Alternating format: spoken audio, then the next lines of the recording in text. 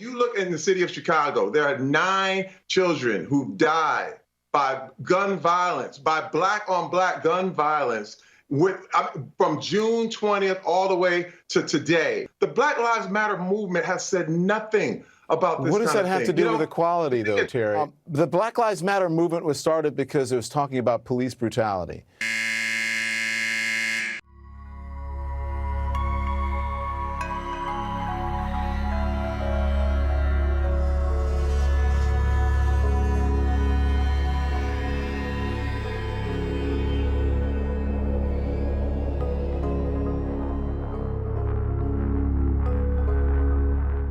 If you want an all Black Lives Matter movement that talks about gun violence in communities, including, black communities, then start that movement with that name. But that's not what Black Lives Matter is about. The Black Lives Matter movement is about police brutality and injustice in that manner, not about what's happening in black neighborhoods.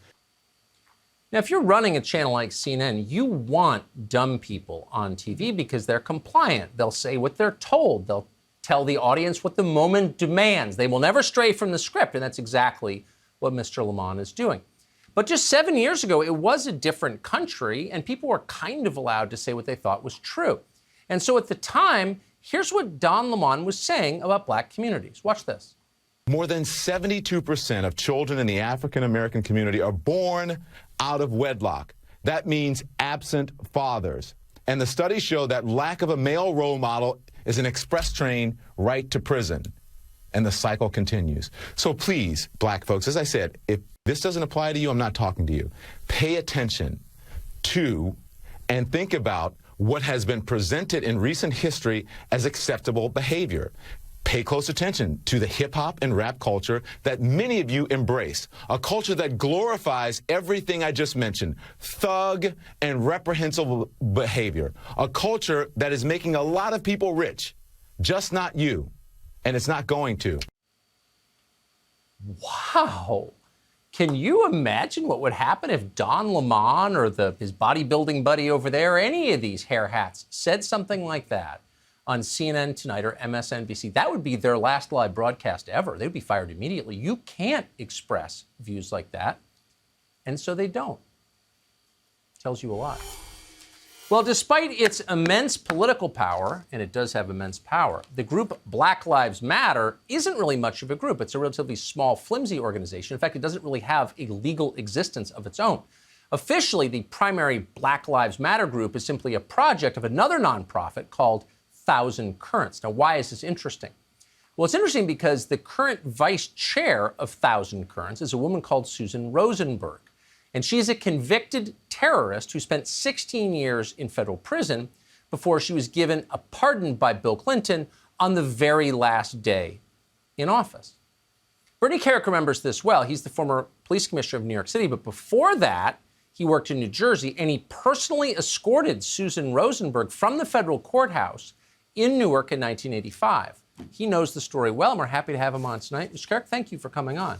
That picture is remarkable. So Susan Rosenberg... I had hair then, Tucker. I had hair. And an AR-15. So who is Susan Rosenberg? Why is it significant that she now, in effect, works for Black Lives Matter? Well, for me, on a personal note, it's important for your viewers to know who she is, because Black Lives Matter, as I've said, dating back to 2015, it's a revolutionary Marxist group. That's what it is. It's a group that wants to overthrow this government, the country.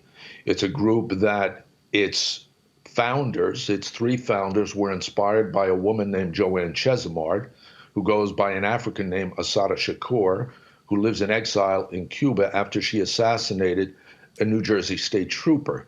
She was involved in a number of bombings and executions of New York City cops in San Francisco, and cops in New Jersey. That's who they are. That's what they're about. And when I tried to explain that to people over the last 2 or 3 years, they didn't get it. Now, in the last few weeks, we learned Susan Rosenberg is one of their fundraising gurus, let's say. Well, Susan Rosenberg, in 1985, when you look at that photo, she was convicted of possessing hundreds of pounds of explosives. She was involved in the Brinks Nyack robbery, where 2 cops were killed and a security guard was killed. She was involved, her and her organization, the May 19th Communist Organization, they were involved in a number of police assassinations, bombings, the U.S. Capitol bombing, the Naval War College bombing, and a number of others in the United States. She was a radical revolutionary, and she was let out of prison. She was commuted on the last day of President Clinton's term in office. After 16 years in prison, she was given 58 years in prison. And now she's out. Who does she work for?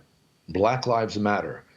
I think we're missing something here. I think DOJ should be looking at Black Lives Matter as a terrorist group, as a terrorist organization. And I think I find it astounding that all these U.S. firms, some 200 that you've chronicled on your show, they're just pounding money into a group that's all about the overthrow of this government.